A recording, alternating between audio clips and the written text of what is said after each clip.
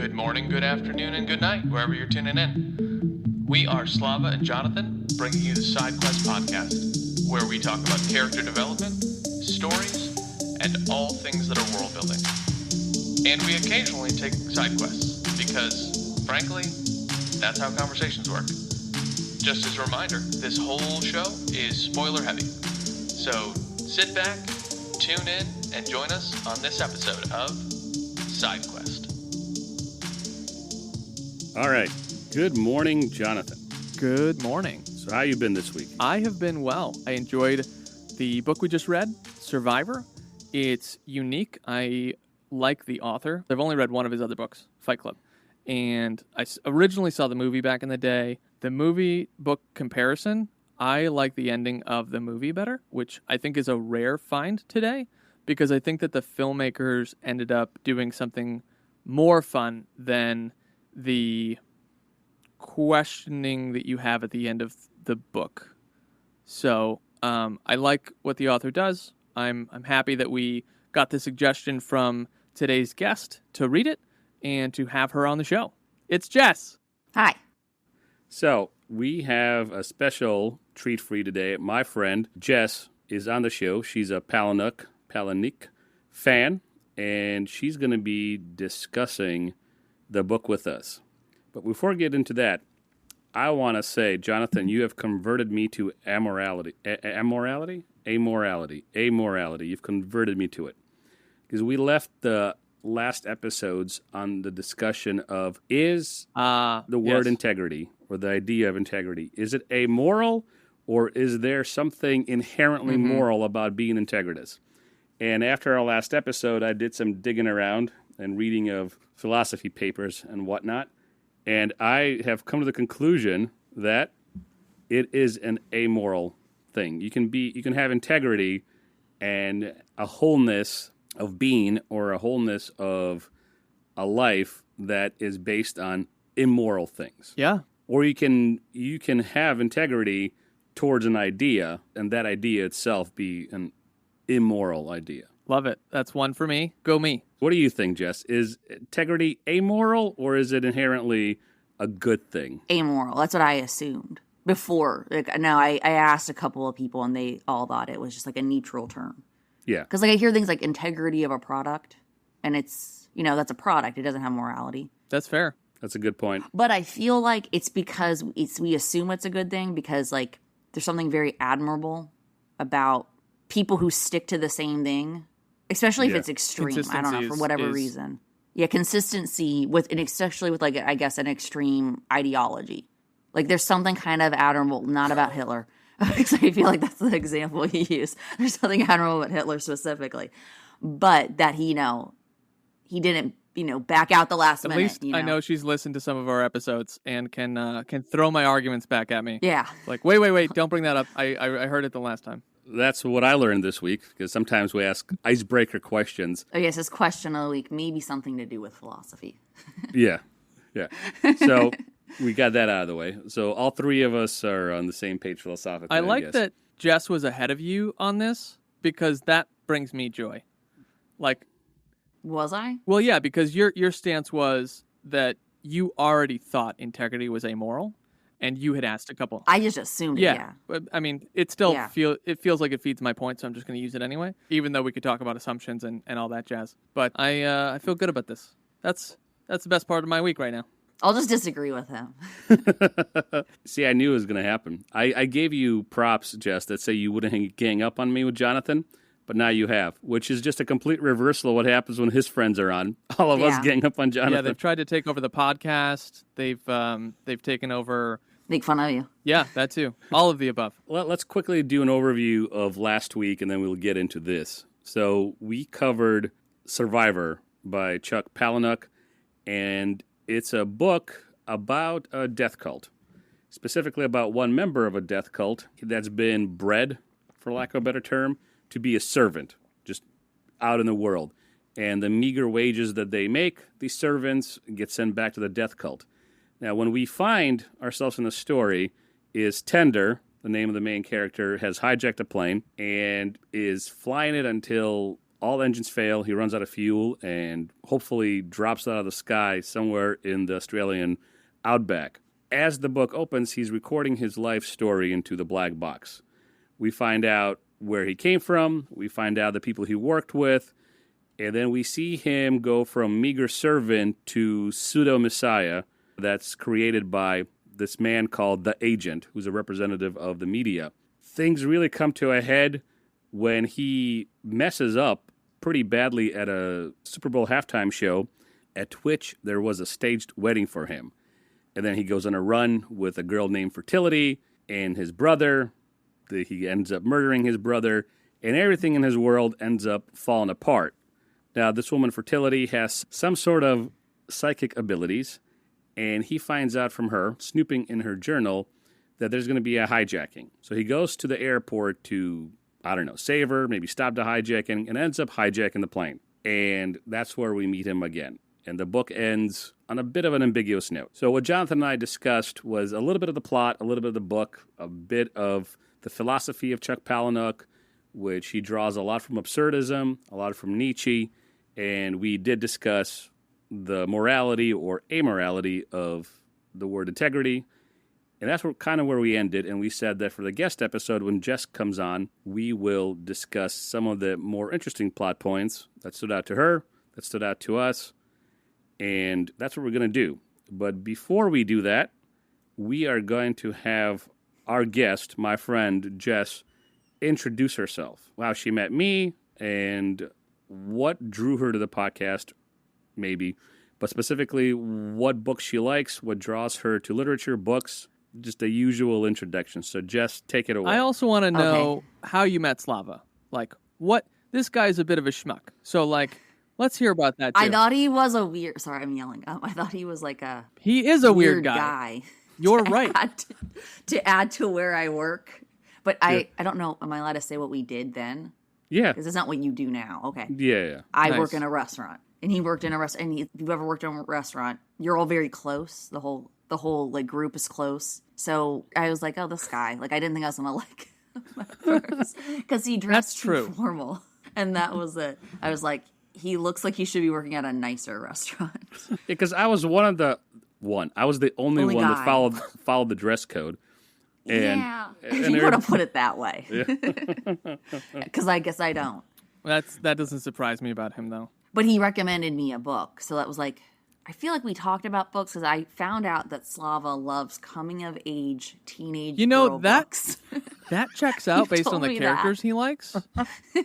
And you were talking about a Judy Blume book, Summer Sisters, which I also read like really young. And it was such an inappropriate book to read that young. This was a mistake. Can you give us a quick rundown? Because I've never heard of that book. It's just such a weird... Summer Sisters is about two best friends. Let's leave it at that. No. I need to know. As the audience... It is such a girl book. Oh, my gosh. It's two best friends in their, like, very dramatic lives. And, like, there's romance. Well, between the two of them briefly. And then, like, with, like, some guys at the summer house. And then, like... From what I remember, it was a long time. They had different lives during the year. They come from very different backgrounds. I don't even know the point of the book. That's probably it. That's probably the point. It is. Slice of life. Yeah. Sorry. This is the podcast, so you're in frame. Yeah, and then I don't remember why you told me that. Because we both read Where the Crawdads Sing. That was good. Which is a somewhat new book, which, it's very overrated. It's good enough. Interesting. I think you thought the same thing, Slava. Right? Yeah. Like, the writing wasn't fantastic. I didn't like the ending that much. I don't think I commented on the writing, but I like the story a lot. I think it gets a lot of hate because people think it's overrated. And then maybe a lot of people who sing it praises overdo it. But I think it's a decent book. What makes it overrated to you, Jess? When something's overrated, I think it's when it's a lot of bestsellers that everyone says is like a great book and that you have to read it. So what about that makes it overrated? It might just be that I expected more, maybe. Because I'm trying to think. My friend had asked me what I view as like overhyped things. Because he said, I think that with music, what do you mean when like a book is overhyped? But that one, I would think a lot of bestsellers. Well, sometimes that's because of marketing, I think. Like a lot of books, people, for whatever reason, they're bestsellers, and I can't figure out why. Like a lot of popular. One book that comes to mind is The Firm by John Grisham. And it's, see, you guys don't know it, but it's from the 90s. No, I've seen it. I've read one book by him. I know the author. And the movie always gets crapped on by the diehard Grisham fans. But I think the movie has a better structure to it than the book. And I felt the book, when I reread it as an adult, I felt the book was overrated. A lot of John Grisham fans on forums and Reddit and all that stuff, they go nuts for the book. I think it's a solid B, maybe, on a good day. And I bought it and read it because it's nostalgic to me. Because when I read it as a kid, I thought it was amazing. Then a movie came out and I thought it was amazing. So I understand what you mean. Too many people kind of join the bandwagon, and I think some of them don't even know why they like it. They're like, well, everybody else likes it, and it's not that bad, so I guess I love it too. Or I think some people just don't read that much. That is a valid point. So, like, I read a lot of books a year. I'm not going to find all of them to be the same quality. Yep. Which is like a thing where reading a lot of more classical literature, like, people just don't write the same anymore. No. Well, thanks for the introduction, Jess. Let's dive into Survivor, Part 2, and talk about the book.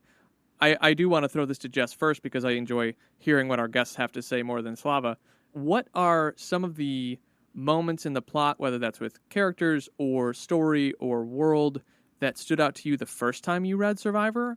And then, as a precursor question, how many books of Chuck's have you read before Survivor? Because for me, I only read Fight Club. So I only have one data point, if you will, prior to reading Survivor. Okay, I was around 16 when I read Survivor, and what the plot point that I like with Chuck Peace stuff usually, it's the same from Fight Club as this one. It's kind of like this destroying your life and then rebuilding it. If you you lose that whole losing all hope is freedom thing from Fight Club. That's kind of the message in this book too. He destroys his life completely, destroys his history, and then we assume he dies. Well, you're supposed to assume he dies, or did he? And then if he can die, he can rise, out of it. Right. And it kind of completes that Messiah thing, rise again. But I feel like I've always found that very appealing, even in high school. I don't know why in high school I was so, that's why I liked his writing so much in Fight Club. Because it is weird that I liked Fight Club so much for a 16-year-old girl.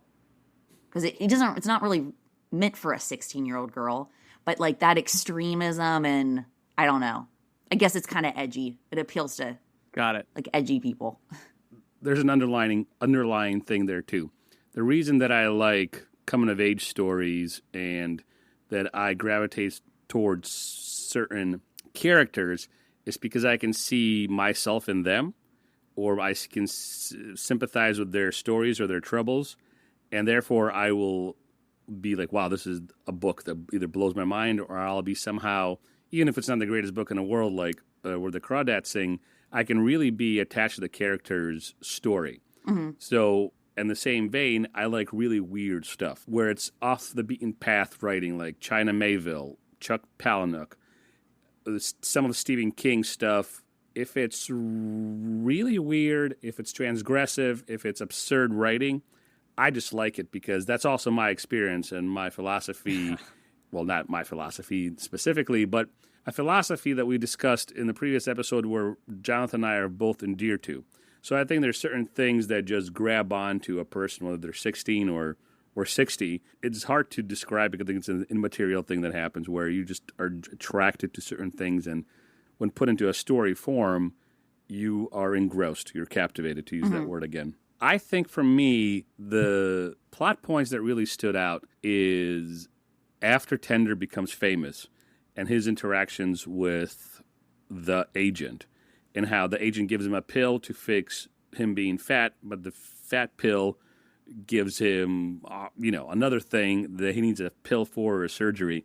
And it's this constant cycle while Tender is in this pseudo-messiah figure, and the books that he puts out, that he doesn't even know that he puts out. Like these pseudo-religious, pseudo-philosophical, faux, poignant, not poignant, was the word I'm looking for.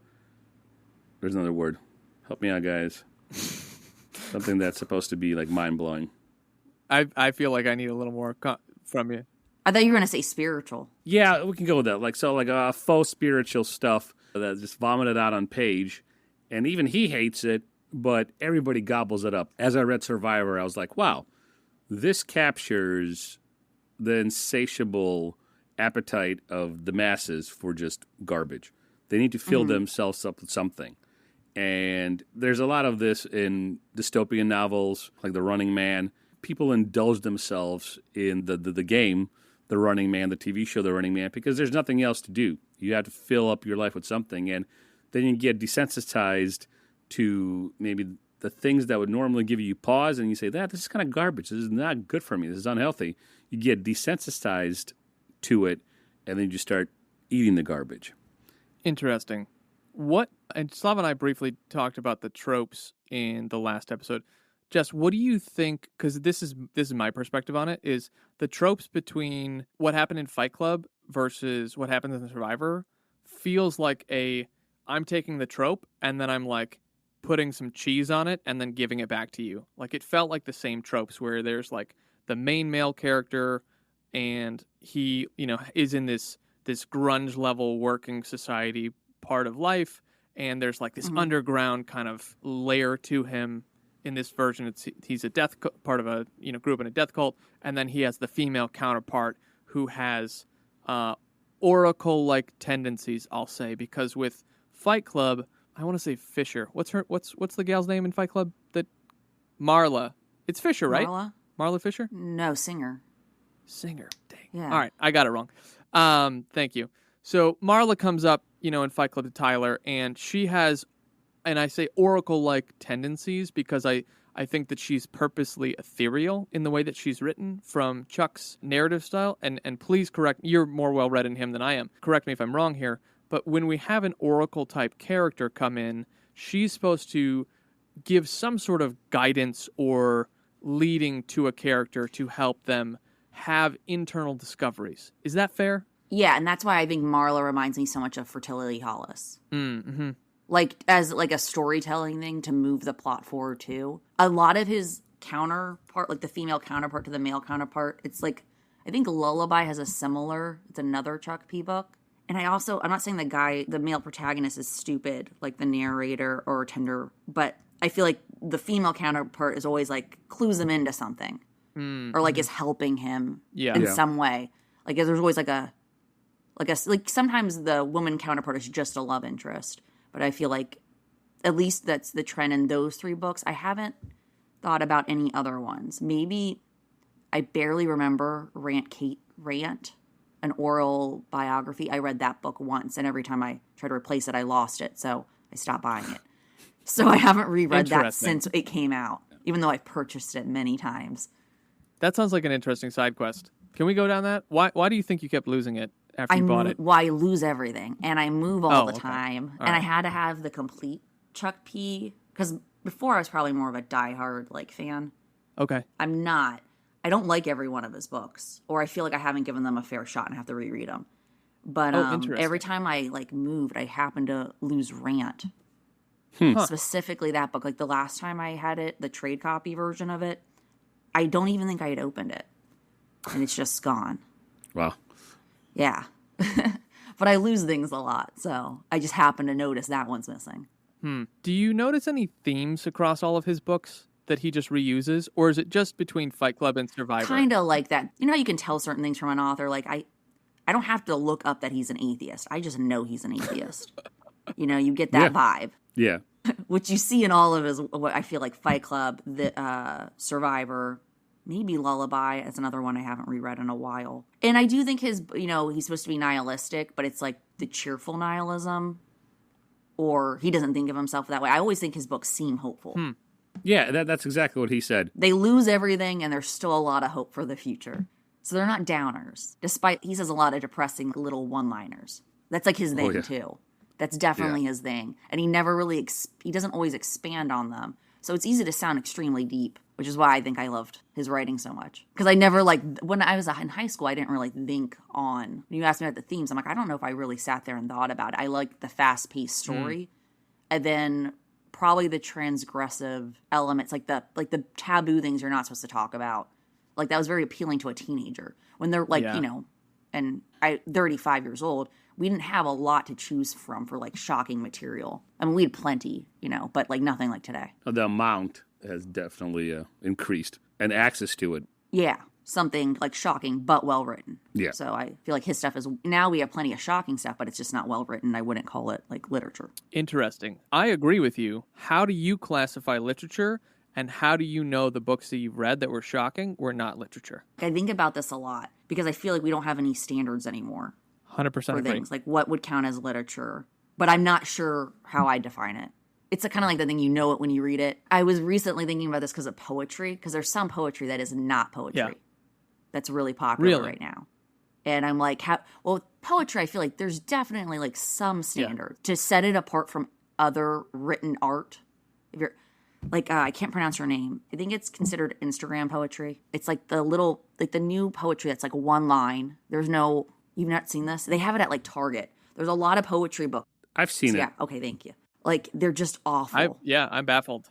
I'm living in a different world over here. Like, there's, like, a lot of line breaks that serve no... If you read it, it doesn't serve a purpose for it. It's just to aesthetically look a certain way. And I'm like, well, you can call it art. And sometimes there's a sentence that might be true.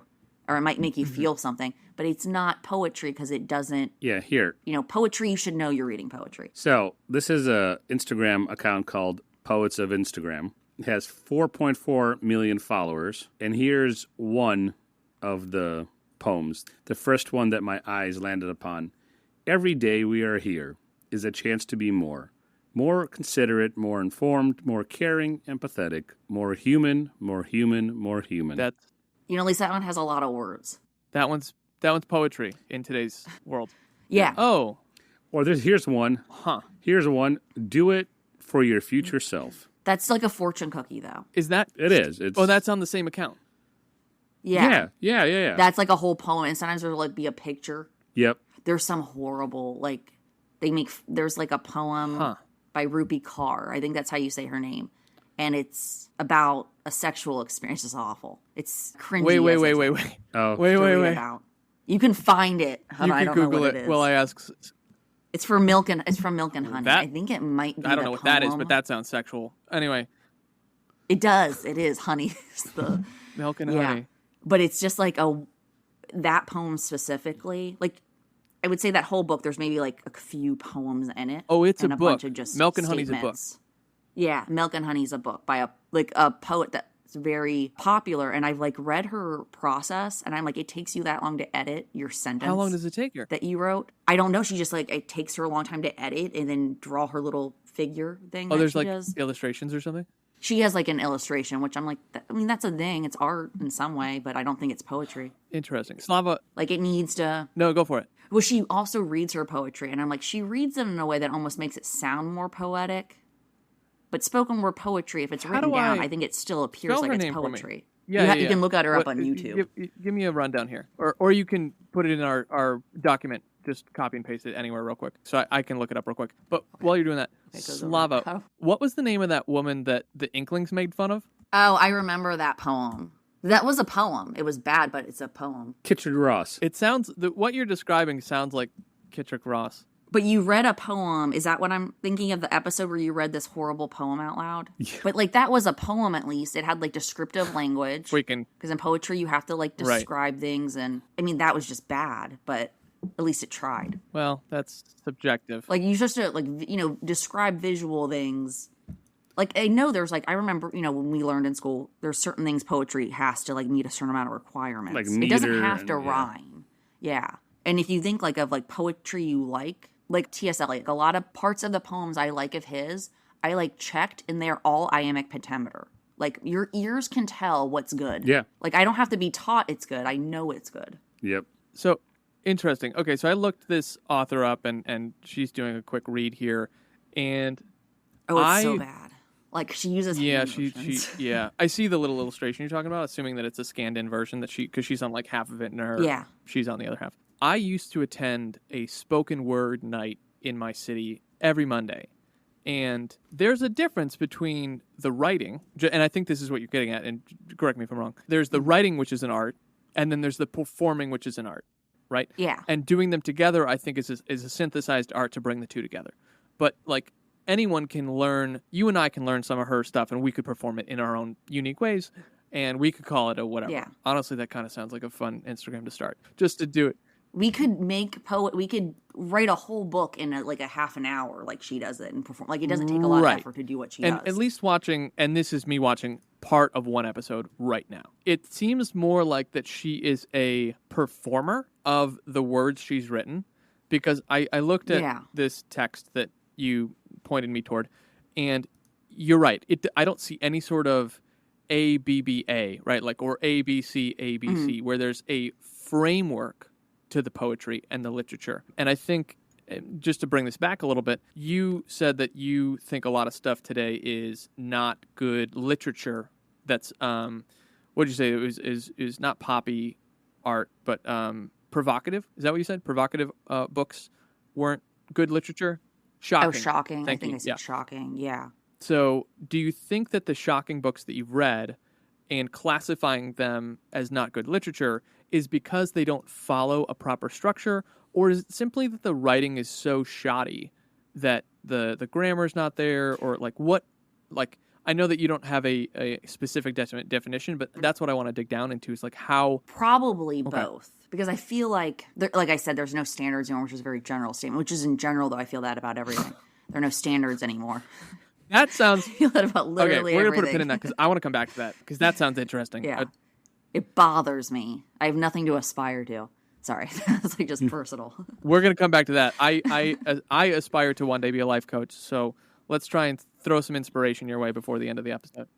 Okay. Love it. Slava, bring us back to the book here a minute, and we'll come back, because I do want to hear more about how you think that there's no standards today. But let's do that a little later in the episode. Yeah, for sure. Now, the themes in the book that I found, and some of these I agree with, some of these, I don't know, probably, some of them I don't. But these are the themes I found reading analyses of the book, or book reviews. And this is what I pulled out of them. So the central theme revolves around, a scathing critique of celebrity culture. As Tender becomes ensnared in his persona, this media-made messiah, the pseudo-messiah, the narrative provides social commentary on fame, religion, corporate avarice, which for those who don't know means just extreme greed. Mm-hmm. And this is not my words. This is something I'm pulling out from people that I've read. The fleeting nature of beauty and questions of authenticity. And then this is something that I believe, and I forget where I got this part of the overview from. The perpetual human inclination to desire novelty and change, or at least novelty. I don't know about change. Those things I do see in the book, especially in the portion that stood out to me, where all the books that Tender puts out, again, people just want more and more and more. And his miracles, the fertility helps him achieve, and his pseudo-advice on the Oprah version or the morning show version in his world, that seems like on point. That's what Chuck P. wanted to say, or at least that's the commentary that I saw, that I agree with. What do you guys think? I agree. Same. Yeah, same. Good thoughts, Jess. Thanks for the follow up. I'm glad I came over. I agree. Yeah. Judge, next question. Okay. Well, thanks for the setup on that one, Slava. I didn't even think, though, of the perpetual human inclination to desire novelty and change. I know I read, I guess you wrote that in the text, but I didn't notice that until you mentioned it. Like the reason those, the Book of Very Common Prayer. Like people want to change. They don't really want to change. They don't want to put the effort forward to change, but they want the idea that they're going to change. So that, I guess it's the novelty of changing. Yeah, and it's so base, and not in the good way that the kids are saying this way. It's just the lowest level of the lowest, right? It's pseudo-profundity. That's the word I was looking for. It's nothing that really changes the world. It's a cookie fortune theology, and yet people love it. And this is me going on a side quest and making a wild speculation. There is such a thing as the Book of Common Prayer. I think it's put out by the Presbyterian Church. And it's pretty much a book of prayers for daily devotions. And it's funny that Chuck says, or names Tender's book of a very common prayer. I don't know if there's something to it or I'm overthinking it, but it's the original common prayer book is just, it's for everybody, meaning it's a prayer book for the lay. And these are standard common prayers you can say daily in your devotionals or your daily prayers, your daily meditations. And this one is, and it uses scripture, right? And so you pray through scripture. This one is a book of very common prayer, and it's the pseudo-profound fortune cookie nonsense quotes. Like, if you want to quit smoking, just pray to this unknown God. But if it's his will that you continue smoking, may he bless your smoking or something. Yeah. I'm paraphrasing, but something as silly as that.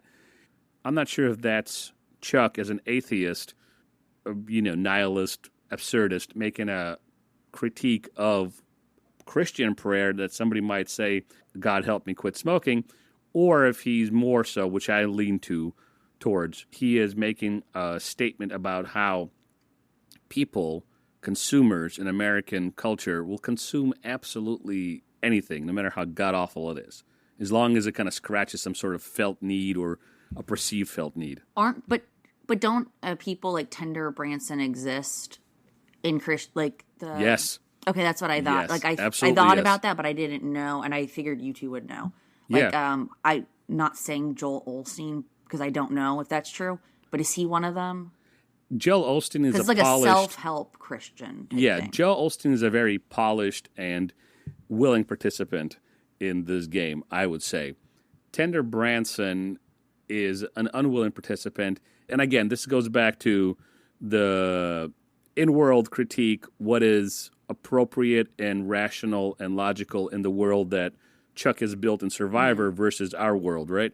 So if we were to stretch that analysis, he's a dressed-down version of Joel Osteen. In world, I think he might be a Joel Osteen type figure, if that makes sense. Yeah, no, it does. So, Jess, you brought something up a second ago that you said people don't actually want to change. Can you unpack that for me? Like, I agree with you, but why do you think that? Well, I think they want to change. It's what goes behind changing. It's not fun to change. Like, get rid of a bad habit. It takes forever. And then you also backslide. And then you have to, you feel like you start over, but that's not really how progress works. And you read, that's not how progress works. It's not linear, which no one wants that. So, these books they almost like little spells. They remind me of, those Wiccan spells. They're there was one for traffic, but everyone was saying it, while they were in traffic in the book. Oh, yeah. I don't know if that was the very common prayer, the second book to that one. Yeah. But, with the smoking, it covers all bases. So in case you can't quit smoking, no one really wants change because there's already an out right at the beginning. Yeah. No, if you're going to quit smoking, you just have to take it off the table. You're I'm no longer a smoker. You cannot entertain the idea of continuing to smoke. Yeah. Yeah, that's a good point. Absolutely. That's a very good point. You can't just smoke at your friend's house after you eat at the dinner party. Right. Because your friend is also trying to quit smoking, and when you bring cigarettes over and he I didn't bring any because I forgot them. Inadvertently takes 10 from you, and it doesn't help either of us. I mean, either of them. These then people. I feel like I'm quitting. These hypothetical people who we're talking about. Yes. Of course. Yeah, not me. That's wonderful. Yeah. What about you guys, though? Do you think people really want to change? I think so. That's tough. I told you a second ago that I, at some point, aspire to be a life coach, and I want change for us. Everyone can achieve their highest potential if they simply start walking the path. Now, I say that, and I've met people, and they go, "No, you can't. So why even bother?" And it's like, no, you can. You're just not willing to try because you don't want to fail. Do you literally mean the behavior? I mean yourself, whatever, and this is why I said let's come back to it. And maybe this is a good time to unpack these things. Is you made a comment, I wrote it down. You said you don't feel like you have anything to aspire to today. And I would say I think you do. And I think that you haven't discovered it, and there's probably a dozen reasons why. But some of the common ones that I've seen in life is we feel like the world is against us, which is a perspective that a lot of people hold. We feel like the system is against us, which is not entirely wrong, but you can make it work for you if you're willing to change. So let me do 2 parts here. So you asked, what do we think about people changing? And then I'll answer, Slava will answer, and then I'll come back to this. I believe that people think they want to change, but they don't actually want to change. And it's like a lie that we tell ourselves and I'm going to use a couple examples here to not like pinpoint anyone, but there's like people who are obese. And like I went to this is a fun story. So this is years ago and I've gotten bigger since. So it doesn't paint me in a great light. I was at the doctor's for a checkup, probably 2014, something like that.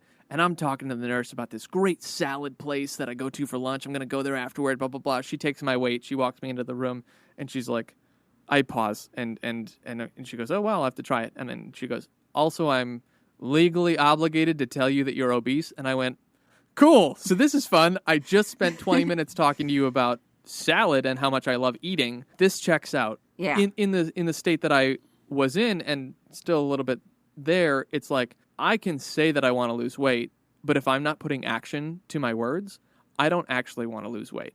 I talk about wanting to lose weight. And so I think people talk about changing. Yeah. And so they know that they should and they know that they want to. And then to your point, I think that they don't because it is hard.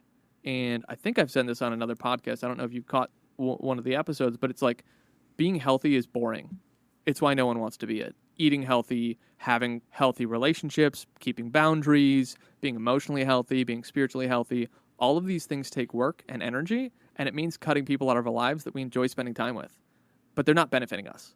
And it's not that you should be in every relationship that benefits you, but it is that you should be a good steward of that which you're given, and time is one of your greatest resources that you will never get back. So that's how I would answer the first question, which is, do people really want to change? Slava? I think I agree with you in part. People do a lot of lip service to change. The caveat there is some people actually do want to change but have no tools or don't understand how, and it's easier to just fall back into patterns, or sometimes the patterns are so habitual that it's almost automatic. So we talk about worldviews and Christianity and philosophy in this podcast sometimes, and the way the Bible describes it, and it's often misused and misquoted and, made out to be some sort of, world is ending, doomsday kind of mentality. It's not. But when the Bible says you are a slave to sin, it is your will, although you have a free will, your will is bound to something to which you will naturally incline and act accordingly. So take that, and that's like the meta thing, that kind of overrides everything. Take that and put it into smoking. Like, is smoking a sin? No. But if you want to quit, the lack of discipline comes from just people being, dare I say, a bit broken. And that principle can be at play whether you want to quit smoking, whether you want to quit drinking, whether you want to quit doing drugs, whether you want to get thinner because doctor tells you you're obese, whether you want to change habits that are time management, money management, get out of a toxic, unhealthy relationship, the gamut. I think some people are lazy and just do lip service. For some people, it's just easier to stay in the muck. And there's some people that need either a kick in the pants, a stern talking to, or tools. And then they're like, oh, okay. I know myself. I'm stubborn as hell. But when presented with evidence, I'll be, okay, yep, no, that makes sense. You proved it to me, and I will change course. Now, changing course might not be easy, and it might be now forming other habits, and that might take more than a week. But I'm ready, willing, and able to change when presented with the right evidence. Does that make me some sort of genius or a better person than most? No. But that's just how I'm built. But some people, when presented with those tools and evidence, still go, yeah, there's a lot of, I feel like people fall into those two groups where like people, they know what they have to do, and then they can't, there's people, I feel like they're more hopeful, and then the people who you give them all the information, and for, this will go back to like, it's people usually with their weight and eating that I talk to. I'm like, no, they refuse to believe that they are the problem. So it's just like some people, like they just don't, they want to change, but they don't care. Like they're just being willfully, ignorant. Like how many people I know, more often than not, it's women, which I don't know if that's something to it. When it comes to weight, they want to think that it has to do with their hormones only, and which it does play into it, I'm sure, but I don't think it does as much as like the people that claim they do that won't listen to this podcast, hopefully. It's generally what they eat. Because it reminds me of me with my spending. I lose track of like little purchases, and I assume that's what it's like when people are losing track of their calories. Yeah, it's a budget. And then I'm like, Probably. oh, I spent a lot of money on dumb shit that I wouldn't have thought would add up the way it did. And that is how people are. And I feel like that's harder to see because I wait a month and then I find out. Yeah. Usually. And I should figure out a way to catch that faster. Where I don't know, like with food, I don't know how people don't notice that faster because you're carrying it everywhere. To kind of bring this change thing around, there's an author from like the 80s, John C. Maxwell, who wrote a bunch of books on leadership, and he has a quote. I don't know if he originated this quote, but it's credited to him. It says, "People change when they hurt enough that they have to change, learn enough that they want to change, or receive enough that they are able to change." And I hold the opinion that people don't change unless they hit rock bottom, comma. Yeah, that's always the first part. People don't change unless they hit rock bottom, comma, and rock bottom's a choice. Because for some of us, it's making one mistake, and then we go, I've got to do something about this. And then we get up and we assert our will toward whatever the change is, right? And we push toward it. And I think some people, to Slava's example, where they want to change but they don't know how, I think that those people haven't been taught. So I guess this is to your point, Slava. I think that those people haven't been taught how to assert their will in their lives, and so they simply react to life because they don't know how to take proactive action, where it's like, it's not hard. You could go for a walk. You don't have to run 50 miles the first day you start working out. You can walk to the end of the road, to the stop sign and back, and if that makes you heavy breathing, whether you're a smoker or obese, like myself, then you do it. But if you do it 6 times in a week, it becomes easier. And then you do a little longer of a walk, and then you do whatever. And it's about consistency rather than the internal monologue that we have, which is, I have to run a marathon if I tell people I'm going to start working out. And it's like, you don't. But it's the choice of, is my quality of life bad enough that I'm willing to say this is rock bottom and I'm going to change it?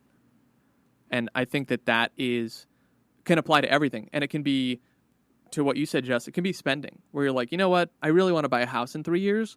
I have to nail down this issue. That's it. And the thing is, it's not an issue if you make more money. So then the option is, do you nail down your budget or do you increase your income? Maybe you do both. It could be either. The path forward, and I think one of you mentioned this, might have been you, Jess. The path forward, it was you. The path forward is not linear. It's ups and downs. But if you look at it over the correct timeline, it's upward progress up the mountain. Right? Yeah, it just feels bad in the moment, I think. Yeah, it's not fun. And I feel like achievement doesn't feel the way people think it's going to feel. It's not like a dopamine response right away, and we're used to that. That's a whole other thing. It's like a Rocky movie. Yeah. One thing I heard, speaking of Instagram poetry and, whatever, life coaches, one thing I heard on Instagram doom scrolling at lunch. What does that mean? I've heard someone say that before. When you just scroll for hours. For hours. It doesn't have to be for hours? Okay, I've only done that like once because I have a Pinterest, and that's very addictive. Like, I'll be like, I tell my daughter, I'm like, I'm looking at the same thing over and over again, just a different version. And I do get what people, because I don't always know what people are talking about social media. Yeah. I thought like you were going to say something about the end of the world because you said doom. And I was like, is there something I didn't know about? Yeah, the end of the world's being talked about on Instagram, so you're missing out. Yeah. Well, it's always being talked about, so. You're going to be the survivor, and this book is about you. I'm going to find out. We'll wake up. Stay tuned for part 3. So this guy was talking, and he was talking in regards to actors. And he said how often they screw up their lives and even maybe their trajectory to stardom, actually becoming an actor. They don't look in front of them. They're like, well, I want to be a star, but I've been a waiter for 2 years, and the guy next to me, who was bussing tables, got his big break. Why don't I have a big break? I'm very much paraphrasing what this man was saying because it's been a while and a lot of reels in between. Your goal is to become an actor. That's great. You should take it one edition at a time. You take one edition this week, another edition next week, In between those two editions, you refine and you take notes and you take feedback and you make yourself better for that third edition. And if you look at it a week at a time, and in 3 years, you've gone on 75 editions, and you've gone on 2 shows, and you've got a minor part in a commercial, and then you do that for another year, and all of a sudden, you're like, oh, wow, I've got all this experience. How do I refine myself? How do I improve myself for the next edition, which might be your break? And he goes, it might take a long time. It might take 2 weeks. It might take 2 years. And yes, after 5 years, maybe you're not meant to be an actor. You can figure that out. But if you take conscious, daily, consistent steps, instead of just thinking about being an actor over there somewhere in 10 years and being disappointed because you're not there in 10 years, take it a day at a time. And take it an audition at a time, and a commercial at a time, and a small part at a time. So the same thing can be applied to anything. There are body workouts you could do. Using your body in a wall and a chair, you can do enough exercises, 15 minutes a day, to lose 4 inches. I have done it. I no longer can put a coffee cup as I'm sitting on my stomach and have it balanced. Like, I've lost a lot of gut. When we worked at the restaurant, Jess, I lost 10 pounds during the time we worked because I was running around all the time. Yeah, it's a lot of walking. So I want to pull this back. A day at a time. And Jess, do you have any thoughts on Tender? Because I want to wrap up the talk about Survivor and then get back into something that you said regarding that we kind of started talking about, but we'll do that at the end. Specifically? Yeah. So like Tender, his brother, and fertility. Do you think that they showed some change throughout the story, or were they just pretty much consistent throughout? Like, how do you think change is reflected in the story that we read, Survivor? Or is it not? Other than Adam. Well, Adam, obviously. I don't know. I'd have to think about that. Hold on. Yeah, take your time. I'm not sure. Okay. That's fair. Do you have any final observations about the book or the story itself, Survivor, that we didn't cover yet as we wrap up the book conversation and then get into more of one of the side quests? The isolation and alienation, I wanted to know what you guys thought about that, because it's not like a theme that jumped out at me except for the goldfish. Yeah, that was because of the goldfish. So he is given these orders to go and serve his, secular masters. The only real enjoyment he gets is taking care of this fish because he's otherwise isolated. And then the suicide hotline nonsense that he, prompts people to kill themselves and talks to fertility. And on one end, he's flirting with her. On the other end, he's kind of torturing her. And that's the only real human interaction he has because his employers even don't speak to him person to person. They use the intercom. So but that's the only thing right there. Those 3 plot points, those 3 items that I just mentioned, that's the only thing that really speaks to isolation. And then when he goes through his, skyrocket into stardom, he's also isolated. So he's constantly isolated. I guess I'm changing my stance as I'm speaking because this is just coming to me.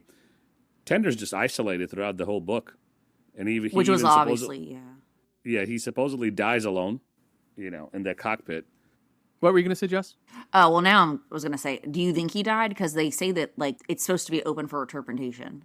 And, Chuck Palahniuk, I think, answered whether or not, but I didn't look it up. He did?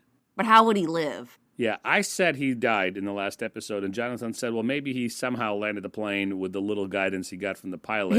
Yeah. And Fertility said he could have. Yeah, so the joke was he's... But the last, yeah. He's living in the outback with the Aborigines, but maybe, I don't know.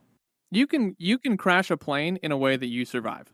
I'm gonna look it up because they say that it's revealed. Interesting. Somewhere. Yeah, look it up. I'm curious about that.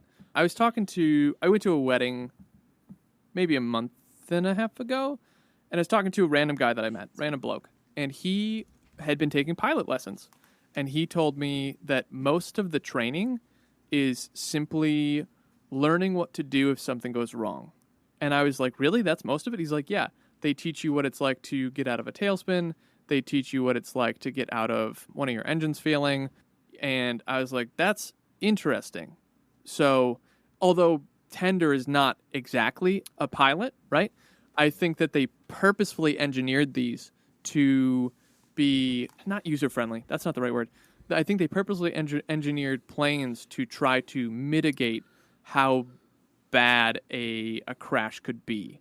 Because, like, if you ever play Mario, like Super Mario, where if you're flying, he, like, goes up with his cape, and then you glide, and then you can go down and whatever.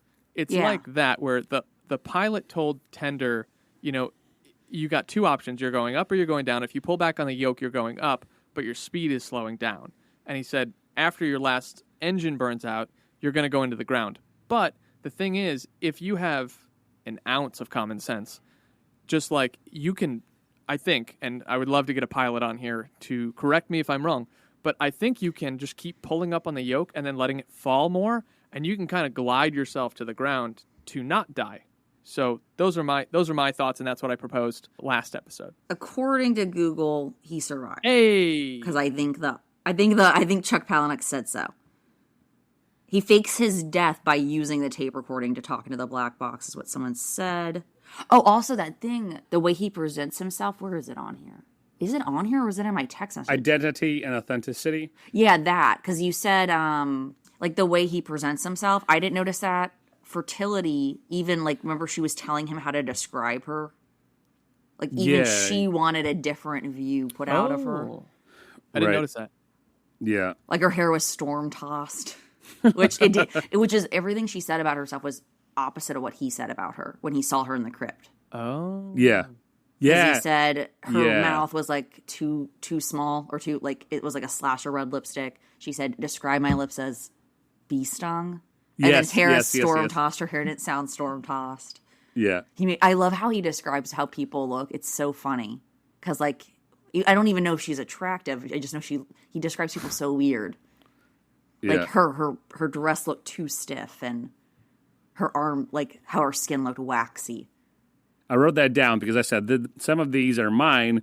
Some of these are from a book review, 2 book reviews, and I pulled them out of this and kind of rewrote them in my own language. But that one was from a book review, and I thought about it, and I'm like, yeah, kind of, I guess so. And then now that what you're putting together, Jess, as we're talking, I'm like, absolutely.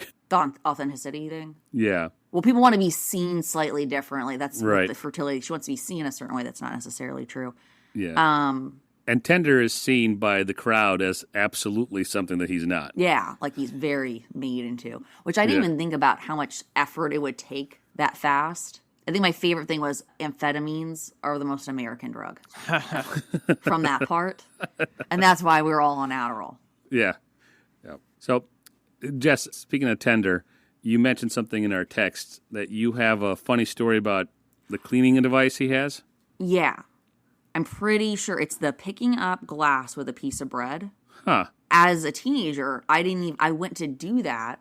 Not even thinking. I read it in a book. Like, I was like, that's just a normal thing. Because I, didn't clean that much as a teenager. So I tried to do it, and it didn't really. We had multigrain bread. It didn't really work. And I tried that again to pick up it with white bread. It works a little bit better with white bread.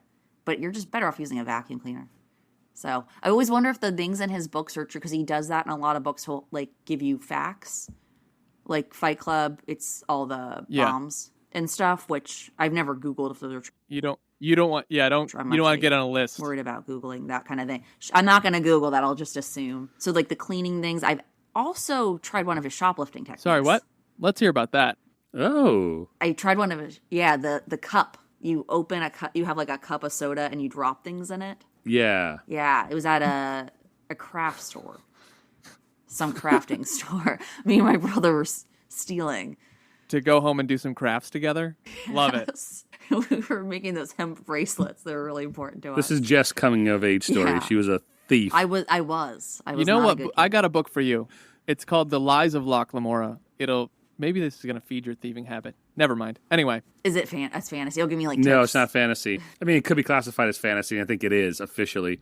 But it's pretty much a book about thieves. It's like a Victorian era mixed with 15th century Italy about a group of thieves who are performing a heist. Oh, that's cool. I like heists. The Lies of Loch Lamora. I shouldn't, but I do. So Slava and I are reading it right now, and Slava, you want to give a quick your 2 cents on it? Sell the book to Jess. The characters are written really well. There's no characters just kind of in the background lingering and you don't know what's going on. Everybody's involved. And you have mob bosses and you have assassins and you have what amounts to magicians, but they're not over-the-top fantastical magicians. And you have your main characters, a band of gentlemen bastards, as they're called. They're thieves. And you have these twists and situations that characters are put into that are just, the antes are really well done. And it's currently a 3-book series, but the way that I described book 2 is like Shakespeare meets Ocean's 11. Book 3 is cool. Like Ocean's 11 meets The Manchurian Candidate mixed with Pirates of the Caribbean. Oh, I like that. It's if you like heists, this is a book for you. I do. You know, they did that Rick and Morty episode on heists, and I'm like, I didn't know heists are lame. Like, I love heist movies. I love when they put together the team. I realize that they all are really alike, though. Like, putting together a crew. Right, now, that's the fun part. Yeah, but that's the best part. Yeah, that's why I like Mission Impossible and James Bond, and we mentioned this. They're an escape for me. They're always the same. Always beat the bad guy. Always get the girl. If it's a spy movie, probably the girl dies because freaking Ethan Hawke loses a woman in every movie almost. So either the girl dies or they save the girl. There's a lot of cool gadgets. They kick ass and save the world. It's the same damn thing over and over, but I find it fun. We like the familiarity, though. That's what we like about storytelling. What were we talking about recently that was, I said it's because it's familiar? I think it was actually Survivor. I think it was the last episode where Survivor is so similar to Fight Club with the tropes that we know what we're going to get. Like, we're not necessarily going to get a clean ending. It's not going to be happy. But I think that you are familiar enough with, if you've read Fight Club, because it was his first published book, I think. Yep. Yeah. That you know what you're getting. You're familiar enough with it. And so, like, even John Grisham, like, he writes similar stories. And so you know when you pick up one of his books, it's not going to be the exact same story, but the tropes will be similar enough that you have an expectation that will be fulfilled. Romance novels, same thing. Nicholas Sparks. You know when you pick up a Nicholas Sparks book, you're getting a certain quality of story, and that's what you want. It's like going to McDonald's. And this brings up a nice segue. We rated the book pretty well because of the things you just mentioned. And Jess told me in a private conversation that she book less than us. So I want Jess to talk about that for a minute. I feel like I might just rate things horribly. Well, character development, I think, is lower, was definitely. Characters, I think I gave characters a 3. The world, you know how, like, in those fantasy books, or the fantasy short story, a lot of those books, I feel like their worlds are very constructed, well constructed. I'm not saying his aren't, but it's like kind of like that thing, who you said, Grisham, or I like how a Wes Anderson movie, I kind of know what the universe is going to be like, and that's how I feel like his books are. Like, I know what kind of people, I know what the world's like. Yeah. Which makes the story believable, but part of the reason his stories, I think, are believable is how fast-paced they are, so you don't have time to think. What do you think, Jess? A story 4? Story, I think 4.5, because, like, it's done well enough that I don't think about, I believe the story, which is so far-fetched, because of how it's told. And I feel like only he tells the way he does the kind of writing he does. I feel like he does it better than anyone. Where it's very fast paced, and he always tries I do like how he always has like a thing. He starts he starts the book in the, in the 300s, from the end to countdown as a countdown. Yeah, it makes it feel pressured, like for time. You don't get with the Audible. True. And he always has things like that I like that he does that. So I think it's, creative. World, I guess a 4, but characters 3. Okay. I like that you can kind of project onto the characters. He doesn't like tell you too much about them, how they feel about things. Mm-hmm. I like the odd description. So I like projecting what for movies, it's cool too, to not have like a really described character physically. Yeah. Then it's like, who looks like Well, I think they did good casting for that. But, because you kind of see, like, for the agent, though, I imagine the Matrix guy, agent. Oh, Agent Smith? Yeah. Because they say he's just so boring and generic. And I was like, so in my head, I'm like, I think I see that guy. That makes sense. So, based on your ratings, then, what improvements would you make, like, in the book? Well, Slava, you said, like, you wanted more of those, the call-ins. Like, you wanted to hear, me too. Because you kind of get a sense of who he was and that whole, like, part-time god thing. Like, I want to see how he was a part-time god. Like, he almost sounds bored when he's going through it. Like, he's breading a cutlet or veal cutlet or whatever, and he's like, kill yourself. I love that part. And like someone's like, I think I have the wrong number. Well, kill yourself. And that kind of thing, like, why does he do that? Like, is it control? Fight Club also has things like that. That's why he decorated his apartment. Like a form of control. Like, did not have much he had control over in his world. Yeah. Which for that I like tender, because like that's such a weird thing. People calling and he just tells them to kill himself. Does he feel closer to them? Because to the isolation thing, he only talks about really, like, he loves that fish so much it's sad. True. Yeah, like he's like, I care about that fish more than anything in the world. And he just found out everyone he grew up with died. Yeah, and all the fish have been dying. This is like his 600th fish. Yeah, and she knew which fish, Yeah. Yeah, it's very peculiar.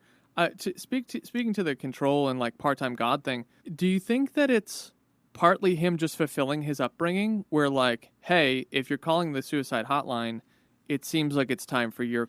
how did he say it? Like, send you back to your maker, or send you... What's back the phrase? To God. Send you back to God. Is it send you back to God? Yeah. Do you think he's just fulfilling his childhood in that? Because, like, that was his upbringing? Yeah, or, like, he was supposed to. Yeah. But he refused. He didn't kill himself when he was supposed to. Yeah. So this was like a way, not having your cake and eating it too, that's not the right phrase, but something similar. Like, he was somewhat killing, but then that makes me think of the smoking and the drinking, where he's like, I can kill myself in other ways. Yeah. Because in some ways, and also with the celebrity thing, he was taking all those drugs that are obviously going to kill you, but it was worth short term. Mm-hmm. So he was indirectly, we're all always indirectly killing ourselves. We just don't look at it that way. Yeah. Yeah, and I don't think there was any malice in him telling people to kill themselves. I mean, that's an evil thing to say. It's a bad thing to say. Yeah, that's why I don't think of him as a bad person, which is But weird, I don't think he was like, muhaha, I hope this douchebag dies. I think it was just a natural response by who Tender is. Whether he's fulfilling his creedal death cult mission, or he thinks this is what normal people do. Yeah. This is like a normal thing for him. I don't think that he thinks it's what normal people do because he's interacted with the world, and the world is not like him. Yeah. Well, normal for him, right? Not normal in an objective sense. Got it. Yeah. So, like, everyone is sent out into the world, and they stay isolated, or they're supposed to. And they're so brainwashed that none of them, like, leave the life and, like, try to be normal. Because I feel like he seems normal, but he doesn't, he does, maybe not. He's awkward. Because we know yeah. But he's not, like, this naive person who doesn't know anything about sex. Because he wanted to be near, like, he was, like, in the beginning, he wanted to be near all those young girls. Like, he wanted to be near women, even though he knew he can't have sex with them. Yeah. That's a good point. Yeah. And I love that part when he's like, shoot me in my big fat heart. Like, all when she's, like, talking about him. Then he's like, I want to die. Like, he didn't want to die. He was so afraid. He was waiting for the caseworker to call him back. And then he's like, I'm just going to stand in front of the window now. Yeah, it's moments like that makes it such a fun read. Yeah, it is funny. Love it. So let's land this plane, and then I want to get to those follow-up questions. Slava, you got any final items for Jess or myself? I think we hit all of them except one. And if Jess can take 30 seconds, because she read the book by Palahniuk on writing or his writing style, and maybe she can land the plane, pun intended, talking about that, and then we'll go in the questions and officially end it. Also pun intended. I haven't read it recently. Like, in every book, he does like a chorus thing. What did you want to ask me about the book specifically? No, the style of writing, because Jonathan and I talked about the writing style and the philosophy of writing that he has in the beginning of the first episode. So we're going to bookend it with your comments on it, on the writing style and all that jazz. I know his thing is like short sentences. Why is that? He said that's how people talk in real life. Mm-hmm. That's what he said. Yep, that's what I got from. Which is true, because thinking of dialogue in other books where it feels like it's a script of a movie or something. The way he tells a story, like this one with the counting down, with Invisible Monsters, he does like a jump to page this because it's supposed to feel, and he explains it too in the book. He explains things to the readers too, like how to. Oh, it's like a magazine. I keep on forgetting your dog's in here. The magazine feel of the book, because the book is about a model in the beginning. Okay. So it's like jump to this page. So it gives you like a different feel. If that's like a good word to describe a feel. Like this one has like where it's pressured because you're running out of time. The one is like it's supposed to be like a tabloid. And I did not read Tell All. It's the book, but it's supposed to be like a tabloid. It's like a celebrity tabloid thing. I'm trying to think. He always does like a chorus, which you see in like Fight Club. Like he repeats certain things. I know he does that in Choke. I really like what he does in Choke. He does a very similar phrasing in this. He'll be like, that's not the right word, but it's close enough, or like some sort of paraphrasing of that. The chorus thing I like so much. I don't remember why he does it. It's like a message to bring people back to, I guess. It's an emphasis that this is important, that you should earmark this or whatever. And it's also I think, for transitioning. You know, like when you transition from like, oh, you go here. He doesn't spend a lot of time like describing the next.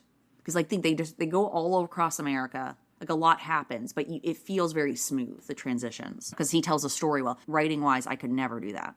Make it like a seamless feel. It would take a lot of practice, I'm sure. Yeah, not like and next, type thing. Like, right. No, that's good. Very good. That's all I got. What do you got, Jonathan? You had some questions you wanted to ask Jess, and then we officially landed. Yeah, so earlier in the episode, and we've kind of dipped our toe back into this a little bit, but let's start with the first one. You said that there are no more standards today. And so I'm curious why you feel like that's the case. I agree with you, but I want to know your thoughts. I just think it shows in what like is produced, like art-wise. Like literature, the way we all speak. Literature, well, let's go back to art. Literature, art, visual art, movies, books. Like reality TV is popular for a reason. It's like we consume like junk food constantly. Mm-hmm. It's not a really well thought out. It's kind of vague.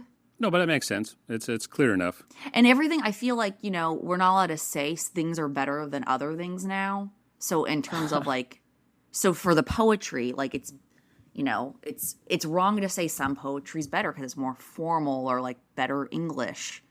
It's like elitist. Like to have standards is elitist by a lot of people's views, but that is what makes things good. Some things are better than other things. And there's reasons why we have, and then you can aspire to certain things. If someone I'm never going to be Charles Dickens, but I can try. And those people that say that having standards is elitist are already standardizing certain things, right? They're already putting standards. They're making objective claims that to be this way is worse than to be like them who have no standards is a standard. Yeah. Right. It's an absurd position to take, and they do it for reasons we don't need to get into because we'll be here for another hour. In my opinion, I think when you whittle down standards to the absurdity that we find in our current culture. Which is weird because, our society, in this, the book, it talks about, obviously, I don't know what you meant by, you said you stole it. It says, the beauty thing, but you said it weird. The fleeting nature of beauty. Shoot, where was I going with that? Oh, people tend to, instead of trying to be better in what we produce as art, people superficially, that is what people kind of tend to focus on. Perceiving that they're better, but not actually doing the work. A veneer, if you will. Yeah, definitely. And maybe it gives you a sense that you're doing something when you're not creating something. Oh, yeah. Like the glow up thing. I understand it's some sort of improvement in your life and it can be applied in any way. But sometimes did you just buy makeup? Because that's not really improving your life. It's just you slightly different. Yeah. With more contrast or something. It's not really change. And I feel like people aspire to that. Very superficial things. Right. The illusion of progress. Yes. What other people can see and you can pretend, which is, half the book anyway, because he isn't the person they're saying he is. They wrote his life for him. Right. The media made Messiah thing. The looks part, I guess, was important. No one would worship a fat Jesus. That's true. Which I feel like we should have brought that up. You can dive into it right now if you want to. Yeah. So share your thoughts on it. What do you think about that? Well, do you think that matters? Yes, I think it matters for our society. And, the prophecies of Jesus and even the descriptions of Jesus, the real Jesus, is that he wasn't very comely or handsome. He was not somebody you would aspire to worship. People, when they think of God and messiahs and what they would worship, they do want something that transcends their meager shit in existence in the immediate vicinity. They want a buff God, an eloquent God. They want a Messiah that saves them from their immediate boredom. They want quick fixes. They want that dopamine hit, something that will give them the illusion of change, the veneer. So those stupid prayers for traffic or their stupid prayers for, the cigarettes, they really don't do anything. It's a religious rite. It's a ritual. And we mentioned on this podcast numerous times, every human is built for that. Mm-hmm. And in this case, it's all fake. Like we're meant to worship something. We meant to worship something. So, yeah. And, and like right now where we are in culture, it would be like a celebrity that would be the Messiah. Yeah. Because that's where like our values put on things like that. Yeah. Yeah. 110%. 100%. That's good. So my final question, Jess, that I wrote down from something you brought up earlier is you said you don't think you said you have nothing to aspire to. And I want to go down this rabbit trail, and it might take a hot minute, but I'm curious about what provokes you to say that? What in your life brings that to be a belief that you hold? Maybe it's, role models or something to look up to. But maybe that's like, I've always felt that way. I don't know. Or if it's specific to this part of my life, being kind of not middle-aged, but not knowing what to do next. Mm-hmm. Yeah. For me, that's what it is specifically, what to do next. For me, it's not trying to stop doing certain things because I'm pretty good at breaking bad habits, like even very bad habits. I feel like I'm good at, stopping without like intervention. Well, I've had intervention, but without intervention, that's actually probably works better because it's when you choose to change, kind of like what you said. Yeah. That's why a lot of times, things that you think someone would need like rehab for, like some people do on their own, not usually, but sometimes, you don't need, people to tell you hit rock bottom. You can tell. It's more like how to, achieve something more than like stop doing something. Mm-hmm. Well, what for me specifically, like specifically to aspire to, like, I don't really feel like anything. Do you have any current goals or anything like that in life? Like even short-term goals? I feel like it's depressing if I say it all out loud. Trying to stick to a routine. That's been, because I just had this idea that you can't be crazy if you stick to a routine. Like you're pretty mentally well if you're like sticking to a routine. Specifically, it started out being exercise. That one I think is like the easiest for someone trying to change their life, no matter what. You know how like almost every self-help book is like exercise. Yeah. It's because it's an easy thing to commit to and everyone has to do it anyway. And it wasn't something that I particularly hated to begin with. But then I remember being like, I feel like this really makes me sane. Yeah.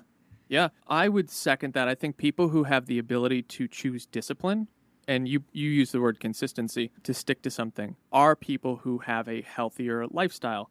Now, does that mean that every aspect of their life is healthy? No. However, if you can flex the muscle that is discipline, I would say that your statement is correct, that it makes you, did you say not crazy? Is that what you said? Mentally well. I think it's a good indication of mental wellness is to stick to an exercise routine. Yeah. Specifically for like the problems I had, like certain things I was doing, you can't exercise if you're doing those things because it interferes like the next day if you're hungover or. I think mental wellness, and I'm going to split some hairs here or maybe annoy some people, but I think mental wellness does not mean that all of a sudden any spiritual, emotional, or mental issues we're dealing with just go away. Right. It's just understanding that I have this issue. I have to work on it. Some days are going to be valleys. Some days are going to be peaks. Some days are going to be very neutral plateaus, whatever. But I have to take every day as it comes. I know this sounds like such a cliche thing, but I don't mean it that way because it's just been overused, so it's become a cliche. But it's actually true. Every day, just like that actor giving advice, just take every day at a time. What do I want to do? I want to be mentally well, mentally fit. Well, that might take 10 years. Well, that sucks, so I'm never going to do it. Well, then you're never going to do it. But if you fight for it and it takes you 10 years, that's a notch in your belt instead of just fast forward to 10 years and I'm still the same person. Yeah. Yeah. We had a small bit in the 50th episode that we will drop here soon. It's already dropped. It's already dropped. I don't know what episode. I don't even know what date it is sometimes. I made the comment that self-reflection's a really good thing for people to have. We don't do it very often. But I am a huge proponent of it because if you're in the same place you were last year, then maybe it's time to consider doing something new. it doesn't mean that everyone has to have a crazy destiny and land on the moon. I think that aspirations start when you begin asking yourself questions like, is the life I have today the life I want to live for the rest of my life? Or are the habits that I have today, and you kind of brought this up, Jess, are the habits that I have today the habits I want to have to be a good parent or be a good spouse or to be a good friend? Are the habits the things that will help my friends become better? Do I have a community around me that allows me to be better myself and also to better others? Maybe that's not the values that some people have, but I would say that it is the values that promote a mentally well person. Yeah, I think it's things people need. The community part, I didn't really realize that until somewhat recently, in the last couple of years. It really keeps you in check having other people. It does weigh in, and we're like now a lot of people, not me, not my job, but like a lot of people, they're they work from home. They don't really have people keeping them in check the same way. Yeah, but and also like being well for other people. Yeah, that matters more when you have a community. You see how your issues affect other people more, which I definitely did not think of that in my 20s. I've undone a lot of my past, or not done it. Try not to repeat the same things. And then I have like a trouble establishing goals, and it's like what to do in the future. Some of it is, maybe career wise. I think that's a common problem that we as millennials have. Yeah. Well, like we were told, go to college, you get a job. That's your career. And it's like, that's not how the world works. Well, for me, I was like, I didn't go to college, so maybe that was it. And then everyone else was like, well, you don't need to go to college. And I'm like, well, what the do I do then? What do I do? Because like everything that I seemed good at was like more, academic. So to go out in the world, I'm not going to have a trade exactly. Mm-hmm. Although I probably could. And I changed my mind on a lot of that stuff. Like I do like what I do though. I'm surprised because I didn't think I'd want to do anything remotely social, but I actually really like that part. Interesting. What do you feel like some of your strengths are? I process information fast. I read really fast. Mm-hmm. Career-wise, I don't know what you're supposed to say because I have no idea. Like, I've never had, like, a real job. Sure. So I don't know, like, skills. Oh, yeah. So I'm not asking for the right answers. I'm asking for Jess's answers. I don't know. I don't know how it's marketable, like, what kind of career that would be, though. I mean, I like to write, but, so I'm planning on, writing more, but that's more of a career you do on the side. Not necessarily. There are positions where if you process information fast and you're a quick reader, and you write well, you could be a technical writer. Those people make... My dad's talked about that to me, actually. If you understand technological concepts, or you feel like you could reasonably well and quickly, you could be a technical writer, and those people make 60, 70, if you go to the right company, $100,000 a year. I'll look into that. Like it's a real... I'll look into things that I'm good at and see what that could be without having to go to college. Or with little to... If you ever want to jump on here, even from home, and just have a chat with Slava and I would be happy to give you some career coaching, if you will. I've been doing that to my girlfriend right now and another buddy of mine. Actually, two buddies What of is mine. A life coach exactly? Like, I know how it's shown in TV. Yeah.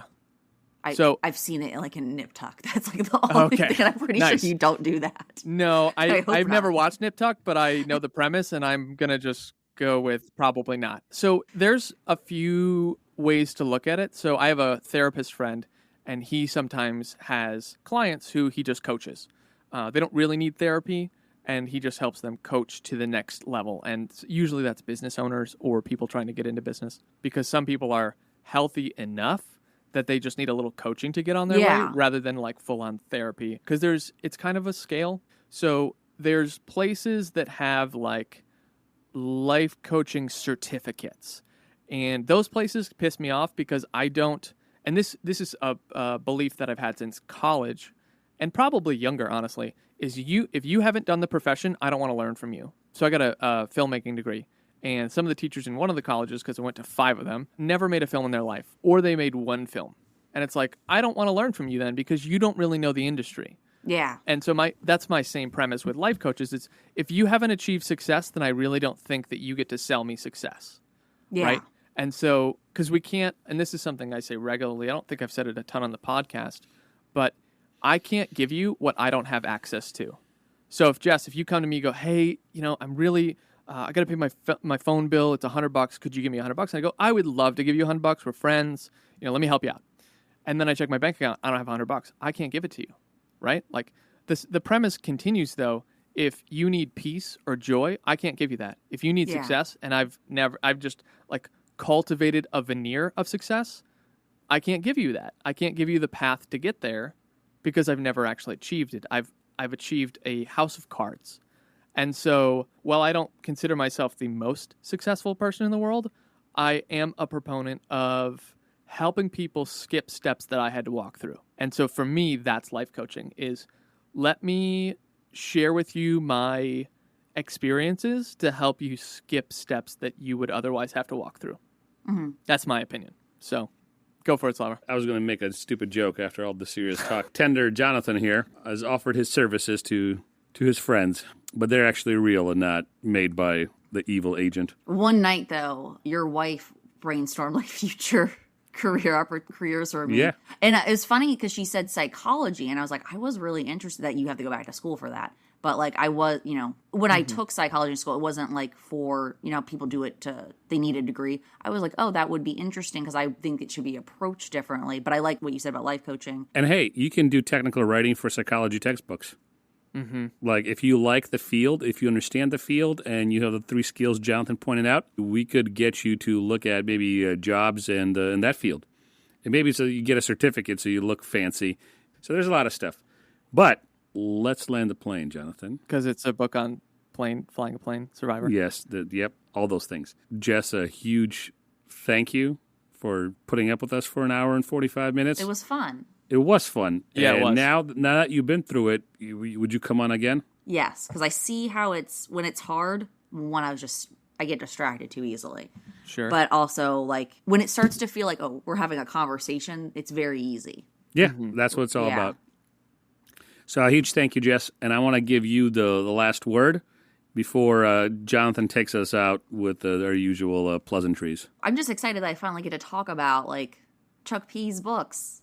Awesome. Like, the last time when I read this book, I was walking around the person who I was talking about the books to people in the mall, and everyone loved Chuck Palahniuk.